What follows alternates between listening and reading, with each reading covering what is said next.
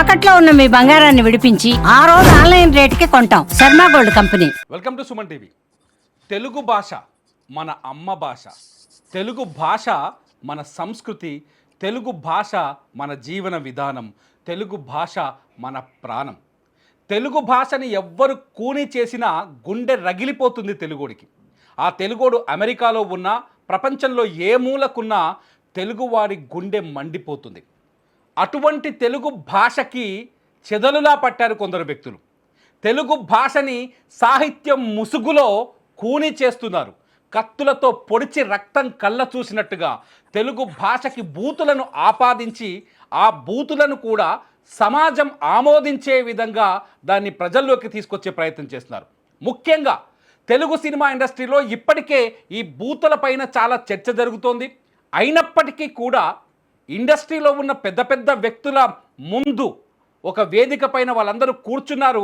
వాళ్ళ ముందే తెలుగులో వినలేని మాటలతో ఒక పాట రాసిన చంద్రహాస్ అనే ఒక అప్కమింగ్ హీరో ఆ పాట రాసి అది చాలా గొప్ప పాటట, దాన్ని సమాజం అంగీకరించాలట. అలా ఆ పాట ఆ దరిద్రాన్ని సోషల్ మీడియాలో వదిలిపెట్టి దాన్ని సమర్థిస్తున్న సమయంలో తెలుగు భాష మీద ప్రేమున్న వ్యక్తి, తెలుగు వాళ్ళంటే ఇష్టమున్న వ్యక్తి, సీనియర్ జర్నలిస్ట్, అట్లాగే బిగ్ టీవీలో ఎగ్జిక్యూటివ్ ఎడిటర్గా పనిచేస్తున్నారు అశోక్ వేములపల్లి. ఆ భాషలో బూతుల్ని తట్టుకోలేక తన చెవులతో వినలేక ఒక వీడియో రిలీజ్ చేశారు. ఈ భాష కరెక్టేనా, ఇది సమాజం అంగీకరించే భాషేనా అని. ఆ వీడియో రిలీజ్ చేస్తే ఆ అశోక్ వేములపల్లి, సీనియర్ జర్నలిస్ట్ అశోక్ వేములపల్లిని ఆ చంద్రహాస్ ఎవరైతే హీరో ఉన్నారో ఆయన ఎవరో కాదు, ఒక ఫేమస్ టీవీ సీరియల్ యాక్టర్ కొడుకు. ఇప్పుడు వెండితెరకి పరిచయం అవుతున్నాడు. రెండో సినిమానో మొదటి సినిమానో తెలియదు. ఆయన అశోక్ వేములపల్లిని బెదిరిస్తాడు. ఏమని? 24 గంటల్లో నా బూతులు పాటలాడిన నా పాట పైన విమర్శలు చేసిన నువ్వు 24 గంటల్లో సారీ చెప్పకపోతే నీ సంగతి చెప్తా అని చిటికలేస్తూ వీడియో రిలీజ్ చేశారు. చూడండి, బాక్స్లో కనిపిస్తుంది వీడియో. నిజంగా తెలుగును కూని చేస్తుంటే చూస్తూ ఊరుకుందామా? అశోక్ వేములపల్లి లాంటి జర్నలిస్టు ప్రశ్నిస్తుంటే ఆయన్ని బెదిరిస్తే వదిలేద్దామా? మనతో ఉన్నారు సీనియర్ జర్నలిస్ట్, అట్లాగే big TV executive editor Ashok Vemulapalli garu మనతో లైవ్లో జాయిన్ అవుతున్నారు. అశోక్ గారు నమస్కారం, గుడ్ ఈవినింగ్. అసలు ఈ నిన్నటి నుంచి ఈ చర్చ చూస్తుంటే ఒక రకంగా బాధ కలుగుతుంది. ముఖ్యంగా తెలుగు భాషని వీళ్ళు కూని చేయడం కాదు, చంపేస్తున్నారని. ఇప్పటికే పాశ్చాత్య లాంగ్వేజ్ల ప్రభావంతో మన తెలుగు భాష వినిపించకుండా పోయింది. ఇలా చేస్తే కనిపించకుండా పోతుందేమో అనిపిస్తుంది. 2 వీడియోలు చూసిన తర్వాత మీ దగ్గరకు వచ్చాం. అసలు మీరేమంటారు? మీకు ఎందుకు ఆ టైంలో అలా స్పందించాలనిపించింది? ఫస్ట్ ఆఫ్ ఆల్ తిరుమల గారు మీకు థ్యాంక్స్ చెప్పాలి, మీకు సుమన్ టీవీ వారికి. ఎందుకంటే పక్క ఛానల్ వాళ్ళని ఇలాంటి సందర్భాల్లో ఒక సోషల్ ఇష్యూలో పక్క ఛానల్లో పనిచేస్తున్న జర్నలిస్ట్ని ఇంటర్వ్యూ చేయటం అనే కల్చర్ బహుశా మీ నుంచే స్టార్ట్ అయింది. దానికి మా big TV channel chairman Vijayakanth Reddy garu వెళ్ళి మాట్లాడండి, ఈ సోషల్ ఇష్యూ ప్రజలకు సంబంధించిన అంశం అన్నారు. ఆయన పంపడం, మీరు చేయటం, రెండు కూడా తెలుగు మీడియాలో ఒక కొత్త ట్రెండ్. దానికి మీకు మనస్ఫూర్తిగా కంగ్రాట్స్ చెప్తున్నా. రెండోది, మీరు అడిగిన ఇష్యూ అండి. ఒకటి, అసలు ఫస్ట్ ఆఫ్ ఆల్ నేను ఎందుకు రియాక్ట్ అవ్వాల్సి వచ్చింది అని. యాక్చువల్లీ నేను ఒక్కడనే రియాక్ట్ కావాలండి. ఇప్పుడు ఆ ప్లేస్లో ఉన్న మీరు, తిరుమల రెడ్డి గారు రియాక్ట్ అయ్యారు, అశోక్ రియాక్ట్ అయ్యాడు, ఇంకో ప్రదీప్ రియాక్ట్ అయ్యాడు, ఇంకో సంపత్ రియాక్ట్ అయ్యారు, ఇంకో భారతి రియాక్ట్ అయింది, ఇంకో రవళి రియాక్ట్ అయింది. ఎంటైర్ సొసైటీ అంతా రియాక్ట్ అయిందండి.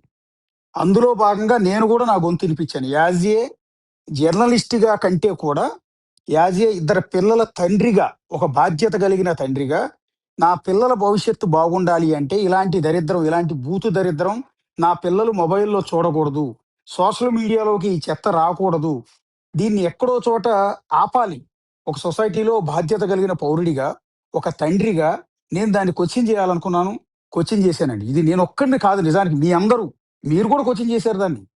సో నా గొంతు కొంచెం ఎక్కువ వినిపించింది, నన్ను అతను టార్గెట్ చేశాడు. సో అది హైలైట్ అవుతుంది. దీన్ని నేనేమంటానంటే, తిరుమల గారు మీకు ఒక ఇష్యూ, బేసిక్గా మీరు యాజ్ ఏ జర్నలిస్ట్ నాకన్నా సీనియర్, ఎన్నో వార్తలు మీరు కవర్ చేశారు. మీకు ఒక్క విషయం గమనించారా? సొసైటీలో ఏదైనా ఒక ఇష్యూ రైజ్ అయినప్పుడు అందులో 50% నెగిటివిటీ ఉంటుంది, 50% పాజిటివిటీ ఉంటుంది. ఫర్ ఎగ్జాంపుల్, హీరో శివాజీ ఆడవాళ్ళ దుస్తులకు సంబంధించి ఒక ఇష్యూ రైజ్ చేశారు. అందులో 50% ఆయన తిట్టారు, 50% సపోర్ట్ చేశారు. ఆ తిట్టిన 50% ఆడవాళ్ళు ఉన్నారు, ఆ 50% లో మగవాళ్ళు ఉన్నారు. ఆయన తిట్టిన ఆడవాళ్ళు ఉన్నారు, పొగిడిన సపోర్ట్ చేసిన ఆడవాళ్ళు ఉన్నారు. ఆయన తిట్టిన మగవాళ్ళు ఉన్నారు, సపోర్ట్ చేసిన మగవాళ్ళు ఉన్నారు. 50-50 ఉంది. కొన్ని చోట్ల 60-40 ఉంది.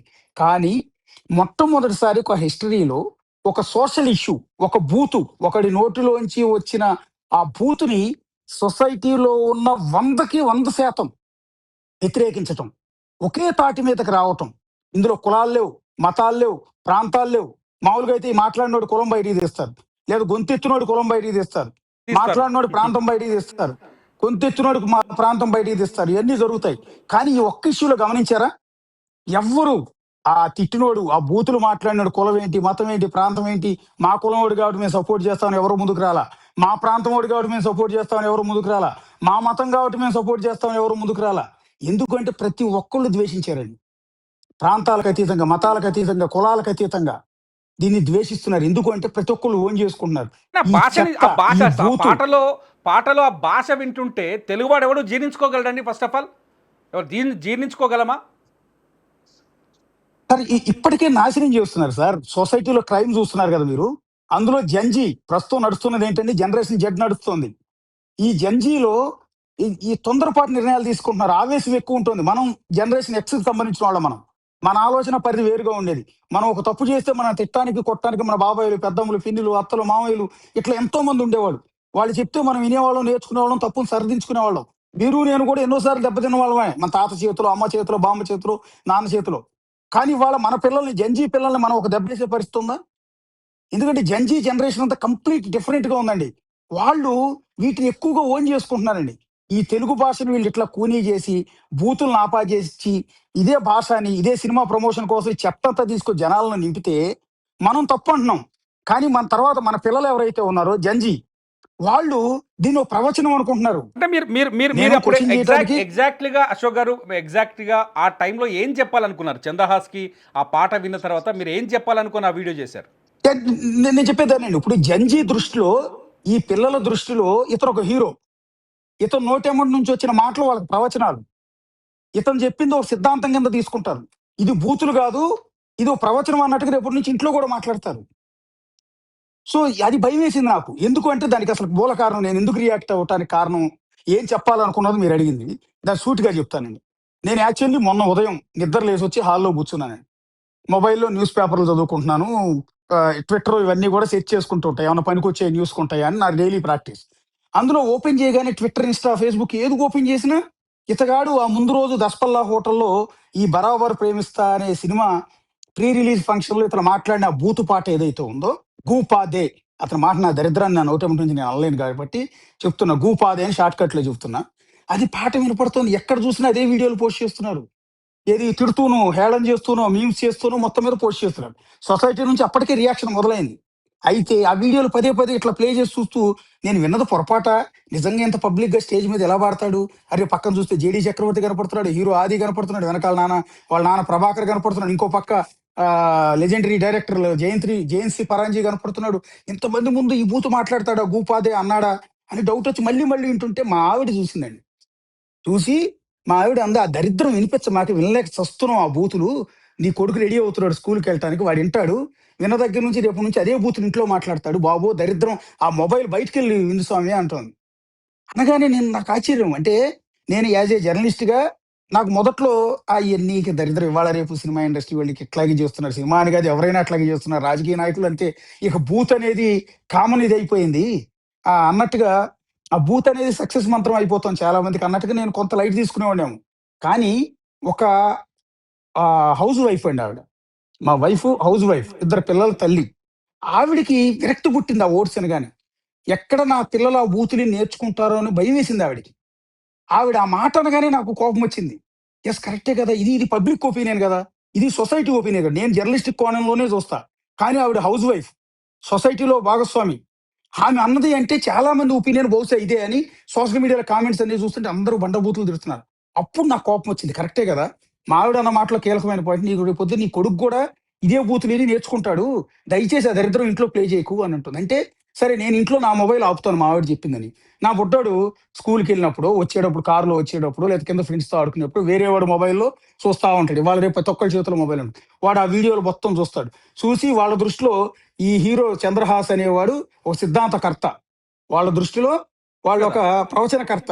సో ఈ ప్రవచనాల కింద వాడు రిసీవ్ చేసుకుంటాడు కదా అని భయం పట్టుకుంది. అప్పుడే నేను ఆవేశంగా వీడియో చేశా. ఆ వీడియో చేసిన ఉద్దేశం కూడా ఒకటి చెప్తాను తిరుమల గారు. సొసైటీకి తెలియాల్సిన ఇష్యూ ఏంటంటే నా పబ్లిసిటీ కోసం, నాకేం పబ్లిసిటీ కాదండి. నేను ఆ ఫేస్‌బుక్‌లో, ట్విట్టర్‌లో, ఇన్‌స్టాగ్రామ్‌లో పోస్ట్ చేశా ఆ వీడియో. దానివల్ల నాకు ఏ డబ్బులు రావండి. నాకేం సొంత యూట్యూబ్ ఛానల్ లేదండి. నేను ఒక ఛానల్‌లో పనిచేస్తాను బిగ్ టీవీలో. సో, ఆ ఛానల్‌లో నాకు జీతం ఇస్తారు. దాంతో బతుకుతాను నేను. దీనివల్ల నాకేం ఉపయోగం ఉండదు. కానీ సొసైటీలో ఎవడో ఒకడు కోచింగ్ చేయాలి గదా! నేను నా పిల్లల తరపున కోచింగ్ చేశా. సొసైటీ తరపున కోచింగ్ చేశా. ఆ వీడియోలో చెప్పాలనుకున్నది కూడా ఏంటంటే, ఆ కుర్రాడికి ఇప్పుడిప్పుడే ఎదుగుతున్న హీరో బోలెడంత కష్టపడతారు. సినిమా హీరో అవ్వటం అంటే అంత ఈజీ కాదండి. మీరు నేను అవ్వలేం. మనం అవును. ఇంటర్వ్యూలు చేయగలం. దీంట్లో చేయగలం. అతను చేసినట్టు హీరోగా మనం చేయలేం. అతను ఆ ప్రొఫెషన్ ఎంచుకున్నాడు. కష్టపడుతున్నాడు, తిప్పలు పడుతున్నాడు. సో, ఏదో చేస్తున్నాడు. ఇంకా ఎదిగే క్రమంలో ఈ బూతుని, నెగటివిటీని నువ్వు దాన్ని పబ్లిసిటీ స్టంట్ కింద వాడితే జనం తిప్పి కొడతారు. నీకు ఎదుగుదల ఉండదు. నీ క్యారెక్టర్ మీద ముద్ర పడుతుందని చెప్పే ఉద్దేశం నాది. తర్వాత సొసైటీని నాశనం చేయొద్దు. నా తర్వాత జనరేషన్ నా పిల్లల్ని చెడగొట్టొద్దు అని చెప్పే ఉద్దేశంలో నేను ఆ మాట అన్నాను. అలా చెప్పే క్రమంలో వీడియోలో కొంత ఆవేశంగానే చెప్పాను. ఎందుకంటే నేను మళ్ళీ చెప్తున్నా. ఆ కుర్రాడి వయస్సు నా వయసులో సగం కూడా ఉండదు. నేను చెప్పాను కదా! నేను మీడియాలో వచ్చేటప్పటికి అతను డైపర్‌లు వేసుకొని తిరుగుతూ ఉండుంటాడు. చిన్న పిల్లాడు. హ్మ్. సో, అలాంటి వ్యక్తిని నేను కావాలని నా కడుపు మంటతోనే వాడు, వీడు అన్నా. వాడు, వీడు తప్పంటం అంటే నేను ఇప్పటికి కూడా సారీ చెప్తా ఎవరికైనా సరే.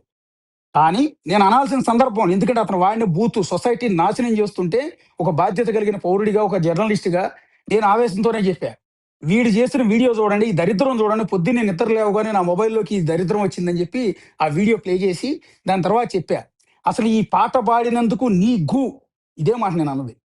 తర్వాత ఈ ఈ నీతో సినిమా తీస్తున్న నీ డైరెక్టర్ గు అన్నా. నీతో పెట్టుబడి పెట్టి సినిమా తీస్తున్న నీ ప్రొడ్యూసర్ గు అని అన్నా. ఏందిరా ఈ దరిద్రం మాకు? కనీసం అమ్మా, నాన్న అనేవాళ్ళు ఇదేంట్రా నువ్వు మాట్లాడింది తప్పు అని చెంప మీద కొట్టాల్సినోళ్ళు, వాళ్ళు గూడా స్టేజ్ మీద ఉన్నారు. వాళ్ళు గూడా నవ్వుతూనే ఉన్నారు. ఇది నేను మాట్లాడింది. అయితే నేను జర్నలిస్ట్‌ని, బాధ్యత కలిగినోడిని. నా నోటెమ్మట నుంచి అతను మాట్లాడిన బూతులు రాకూడదన్న ఉద్దేశంతో నాకు నేనే సెల్ఫ్‌గా సెన్సార్ పెట్టుకున్నా. మీరొకసారి ఆ వీడియో వినండి. కావాలంటే ఇప్పుడు ప్లే చేయండి. చూసాను. తిరుమల గారు. ఆల్రెడీ చూసాను. నా ఫేస్‌బుక్ అకౌంట్‌లో ఉంది. పబ్లిక్‌లో ఉంది. నేనేమన్నాను? "నువ్వు ఈ దిక్కుమాలిన దరిద్రపు పాట పాడినందుకు నీ గు" అన్నా. తర్వాత కూడా నేను మాట్లాడలేదు. చూడండి ఒకసారి వినపడిందా అవును. మీకేమన్నా? అవును. చూసాను. నేను పలకలేదు. మింగేసా నేనే. నాకు అవును. నేనే సెల్ఫ్‌గా నోటితో ఎడిటింగ్ కూడా కాదు. బీపై లేదు, ఎడిటింగ్ లేదు. నీ గు అని నీకు అర్థం కావాలి. నువ్వు మాట్లాడిన భాష ఏంటనేది నీకు పెయిన్ తెలియాలని నీ గు అన్నా. అంతే. ఓకే.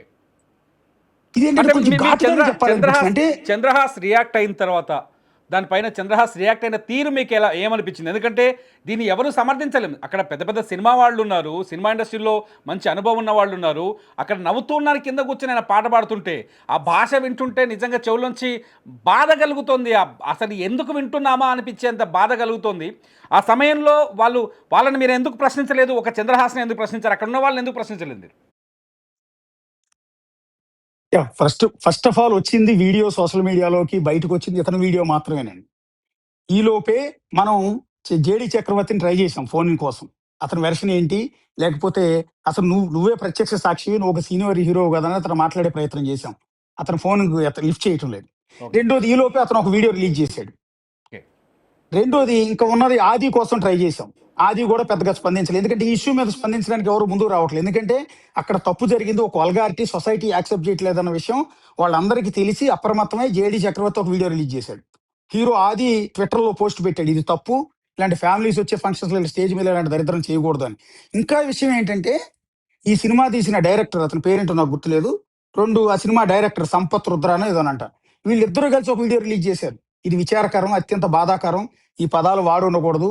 దీని మీద సినిమా మీద ఈ ఎఫెక్ట్ పడకూడదు. సినిమాలో ఇలాంటి కంటెంట్ ఉండదని తప్పలా చేసి. వాళ్ళు ఒక వివరణ ఇచ్చుకుంటే ప్రయత్నం చేశారు. అయితే ఇప్పుడు బూతులు తిట్టినోడు కదా మనం క్వెషన్ చేయాల్సింది. ఇప్పుడు అతనే వీడియోలో ఒక మాట చెప్పాడు. ఏది ఆ పాట పాడిన తర్వాత స్టేజ్ మీద అతనే సమర్థించుకుంటూ, నేను కింద అందరూ చప్పట్లు కొట్టి నా పాటని ఎంజాయ్ చేశారు.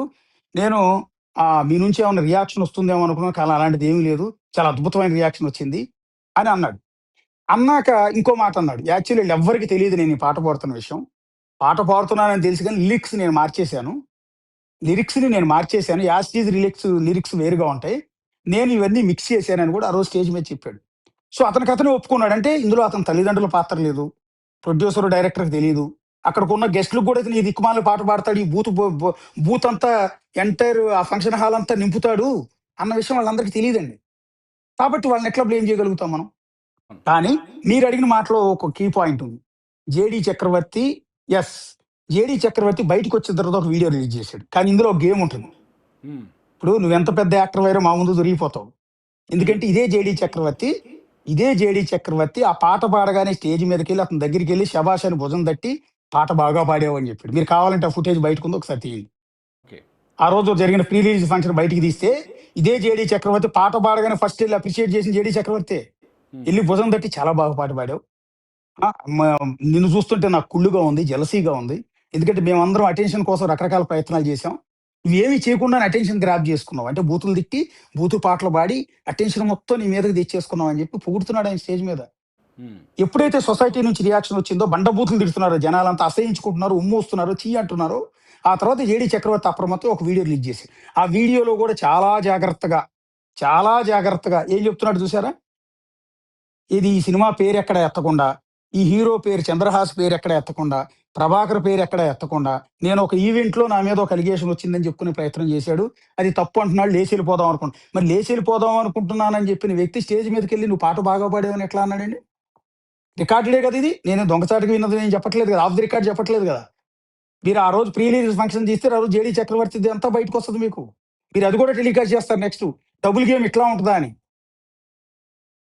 సో ఇక్కడ నేనేమంటానంటే సరే వీళ్ళందరూ వచ్చిన గెస్ట్లు అండి. వీళ్ళు పాడమని చెప్పరు, దరిద్రంతో నిమ్మని చెప్పరు. ప్రొడ్యూసర్ డైరెక్టర్ కూడా ఇంత భ్రష్టు పట్టించి ఇంత చెత్త అంతా తీసుకొచ్చి జనాలను ఎత్తిన భారీ వాళ్ళ చేత ఉమ్మూయించుకునే ప్రయత్నం చేయమని ప్రొడ్యూసర్ డబ్బులు పెట్టిన ప్రొడ్యూసర్ చేయడు, నానా కష్టపడి సినిమా తీసిన డైరెక్టర్ చెప్పడు. ఇతని సొంత పైత్యం, ఇతని ఆటిట్యూడ్ గురించి అందరికీ తెలుసు. అశోక్ సో అశోక్ గారు, ఇక్కడ ఆటిట్యూడ్ ఇక్కడ స్టార్ ఇక్కడ అని ఇక్కడ పేరే ఒక ప్రశ్న పెట్టుకున్నారు. ఇక్కడ ఒక ప్రశ్న తెరపైకి వస్తుంది. ఒక వ్యక్తి జెన్జీ, వాడు హీరో కావాల్సిన వ్యక్తి, ఫ్యూచర్ ఎంతో ఉంది, దాని గురించి ఆలోచించాల్సిన వ్యక్తి. అటువంటి వ్యక్తి సమాజాన్ని నాశనం చేసే ఇటువంటి మాటలు మాట్లాడితే సినిమా ఇండస్ట్రీ అంగీకరిస్తుందా? పోనీ తెలుగు ప్రజలు అంగీకరించవచ్చు, ఈ దరిద్రం ఎక్కడి నుంచో వచ్చింది, దాన్ని వినకుండా వదిలేద్దామని. సినిమా ఇండస్ట్రీ దీన్ని ఖండించాల్సిన అవసరం ఉందా లేదా ఇప్పుడు? ఖచ్చితంగా ఖండించాలండి. కానీ ఎవరి నుంచి రియాక్షన్ రావట్లేదు, అదే బాధాకరం. యాక్చువల్లీ సినిమా ఇండస్ట్రీ మీద దెబ్బ కొట్టాడు అతను. యాక్చువల్లీ ఇతను సినిమా తీసాడండి, సినిమా ప్రేక్షకుల మీద బురద జల్లాడు, ప్రేక్షకులను తిడుతున్నాడు. మీరందరూ నన్ను ట్రోల్ చేశారు కాబట్టి మీ నుంచే నేను బూతులు నేర్చుకున్నాను, అందులో 2 పదాలు వాడితే మీరు తెగ ఫీల్ అయిపోతున్నారు ఏంటని తిట్టాడు. అవును. మీ అందరి మీద రివెంజ్ తీర్చుకుంటానంటున్నాడు సొసైటీ మీద. సో ఇది సినిమా ఇండస్ట్రీకి చెడ్డ పేరండి. సినిమా ఇండస్ట్రీ పెద్దలు ఇప్పటికే వచ్చి ఖండించాలి, అతని మీద యాక్షన్ తీసుకోవాలి. ఇలాంటిది ఏమీ చేయట్లేదు సినిమా ఇండస్ట్రీ. ఎవరి కాళ్ళు మాకు సంబంధం లేదు అన్నట్టుగా ఇది చేస్తున్నారు. లేదా కన్న తండ్రి, ఆయన సీనియర్ యాక్టర్, చాలా ఏళ్ల నుంచి సీరియల్స్ లో పనిచేశాడు, సినిమాల్లో చేశాడు, ఆయనైనా ఖండించాల్సింది. కానీ ఈ ఎంటైర్ వ్యవహారం చూస్తుంటే అందరికి అర్థమవుతుంది ఇదేంటి, తండ్రే వెనుకుని నడిపిస్తున్నాడు అనిపిస్తుంది కదా చూసేవాళ్ళకి. తప్పు కదా.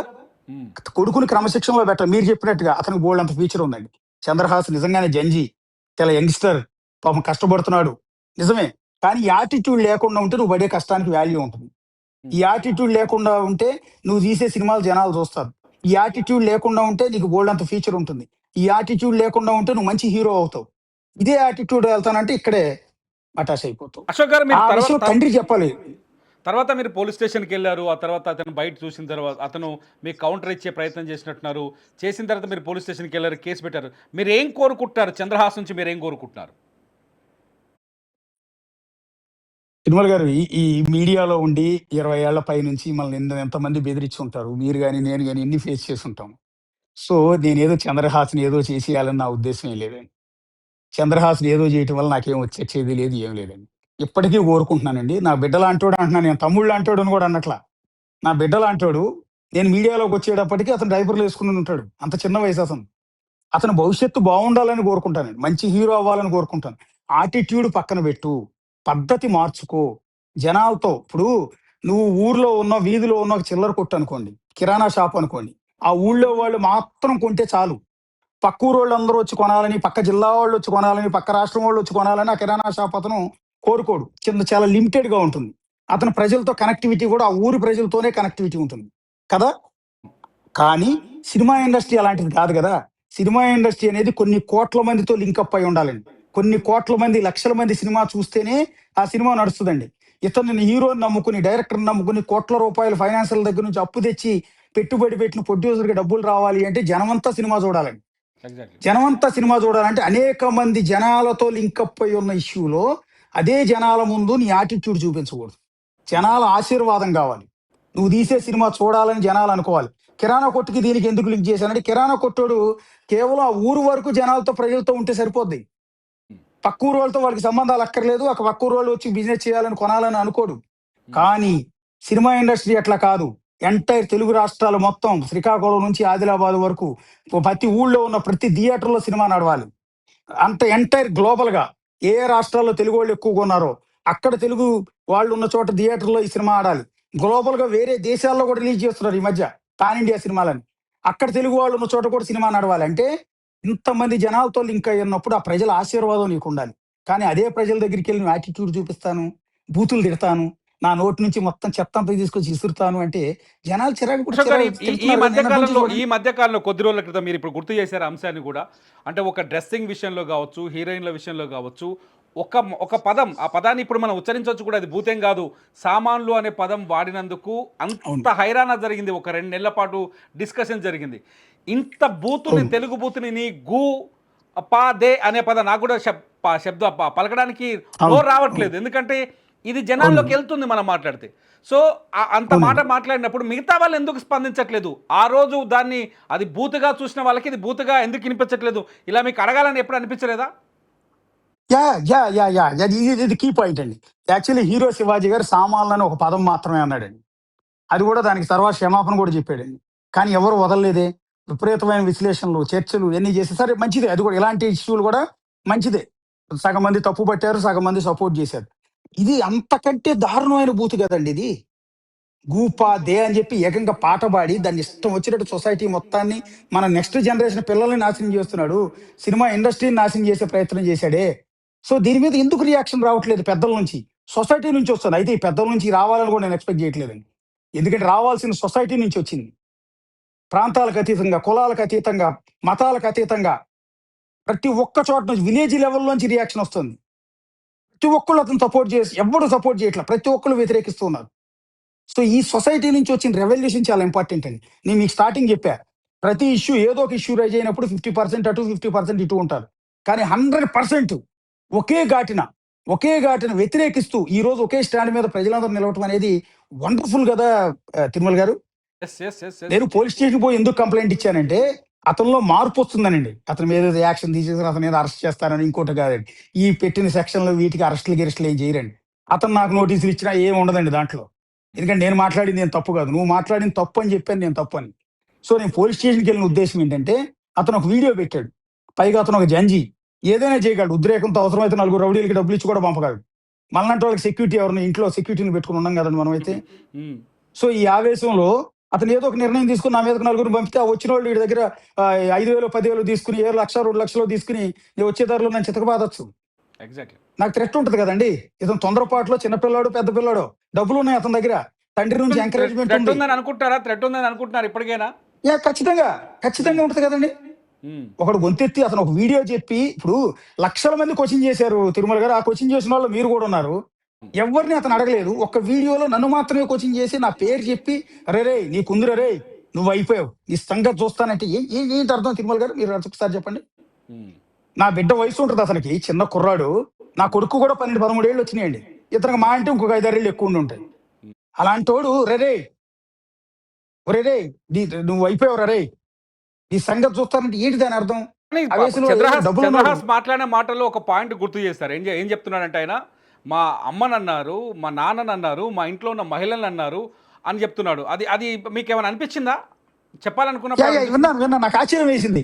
నేను అన్నది ఆన్ రికార్డే గదా!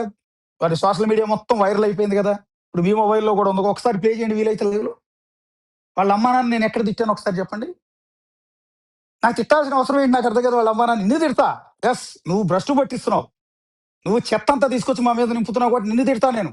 కామన్ మ్యాన్‌గా క్వెషన్ చేసే రైట్ నాకుంది. కానీ తిట్టే క్రమంలో కూడా నేను బూతులు ఎక్కడ మాట్లాడను గుర్తుపెట్టుకోండి. ఓ బాధ్యత కలిగినోడిగా నాకు నేనే సెన్సార్ విధించుకున్నా.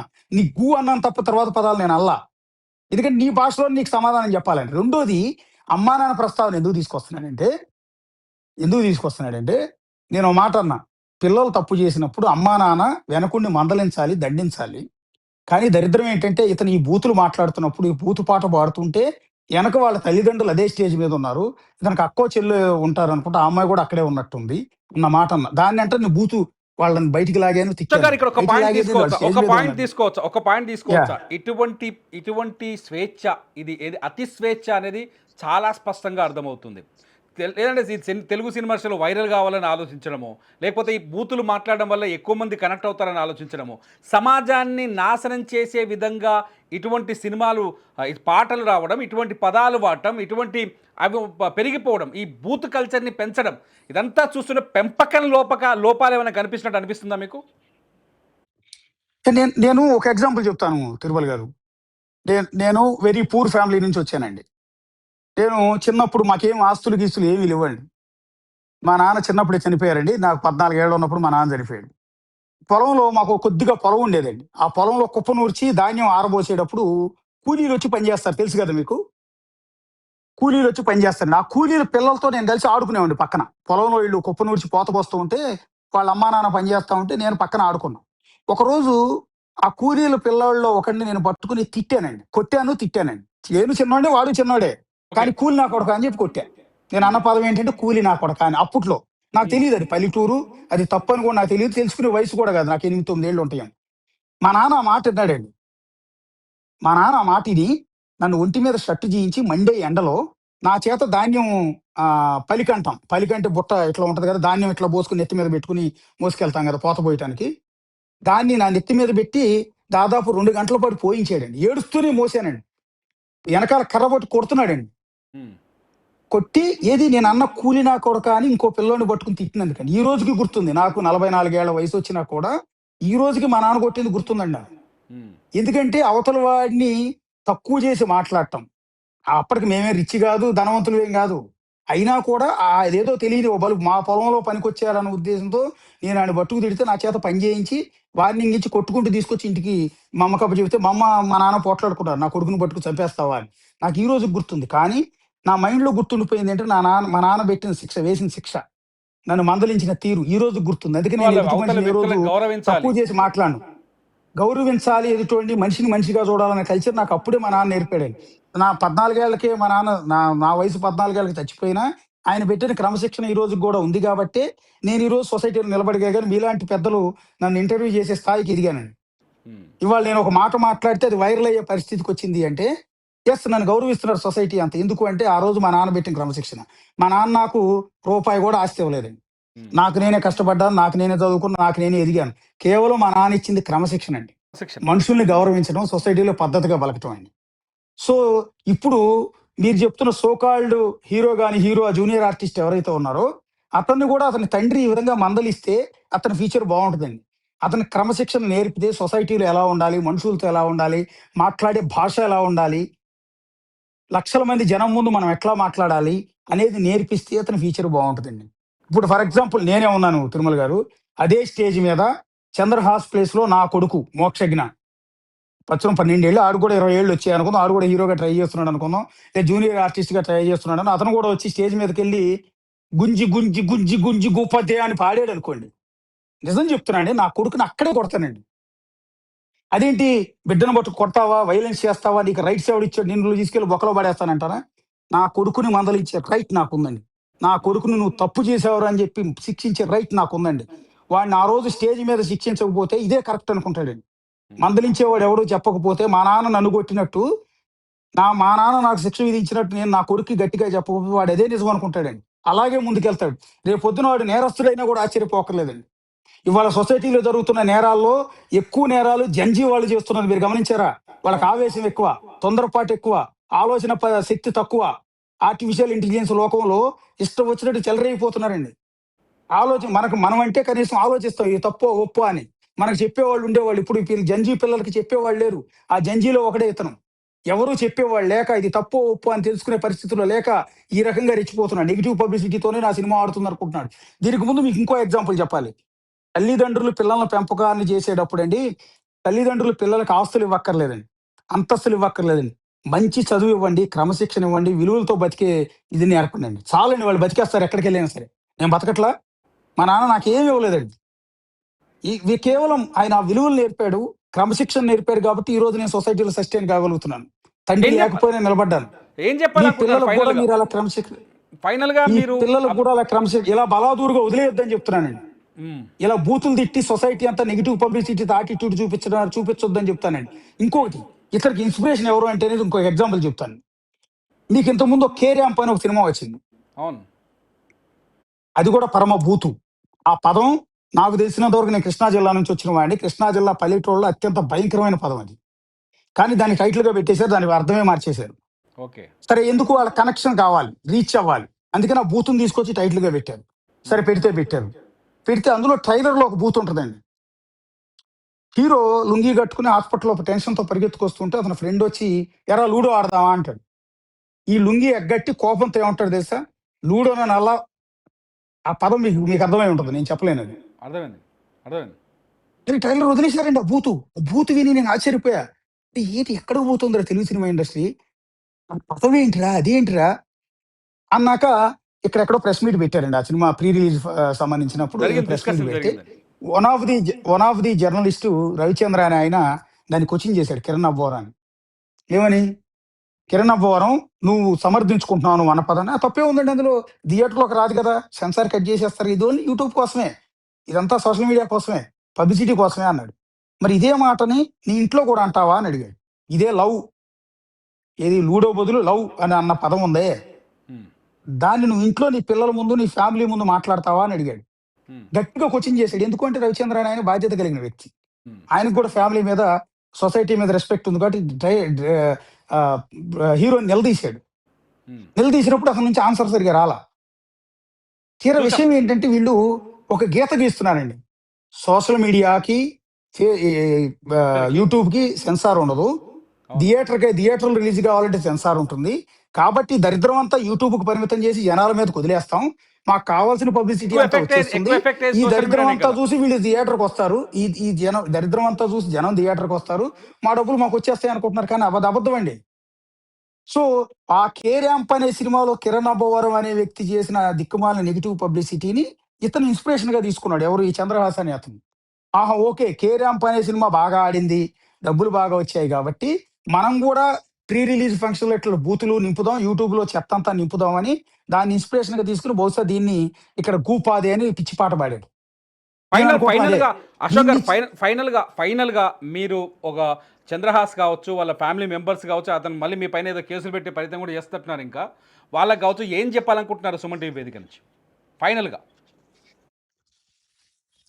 నేనేం చెప్పట్లేదండి, నేను మారు, నీ యాటిట్యూడ్ మార్చుకో, నీ కెరీర్ బాగుంటుంది, నాకేం నష్టం లేదు, నాకేం ఏం చేస్తావు నువ్వు నన్ను, నాకు అర్థం నా మీద పక్క సారిస్తే ఇప్పుడు నా ఒక్కడికి నోటీసులు ఇస్తావు, నిన్ను తిట్టిన, నిన్ను ఈ రోజు తప్పు పడుతున్న లక్షల మందికి నోటీసులు ఇస్తావా, నా ఒక్కడికి ఇచ్చే ఉపయోగం, నేను రిటర్న్ నోటీస్ ఇస్తాను, నాకేం పోయింది ఏమైనా ఉందా, నీ భవిష్యత్తే బాగుండు, నువ్వు మంచి హీరో అవ్వాలని కోరుకుంటున్నాను నేను.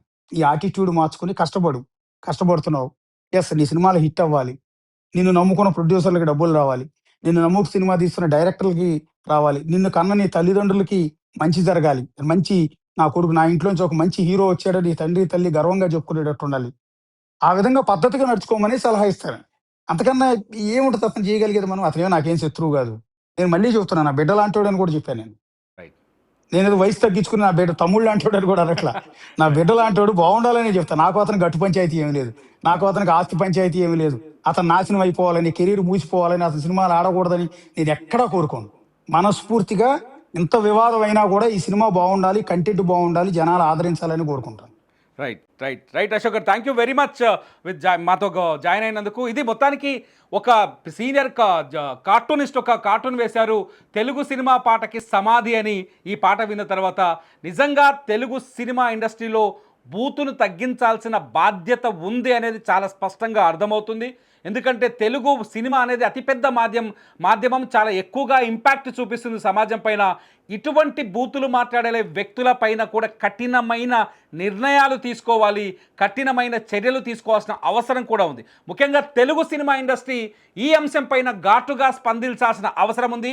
అశోక్ వేములపల్లి ఎవరైతే సీనియర్ జర్నలిస్ట్ ఉన్నారో, ఈ అంశం పైన ఫైట్ స్టార్ట్ చేశారో, ఆయన పైన రియాక్ట్ అయిన తర్వాత అశోక్ వేములపల్లికి ఖచ్చితంగా అందరు జర్నలిస్టుల మద్దతు ఉంటుంది. చూస్తూనే ఉండండి సుమన్ టీవీ.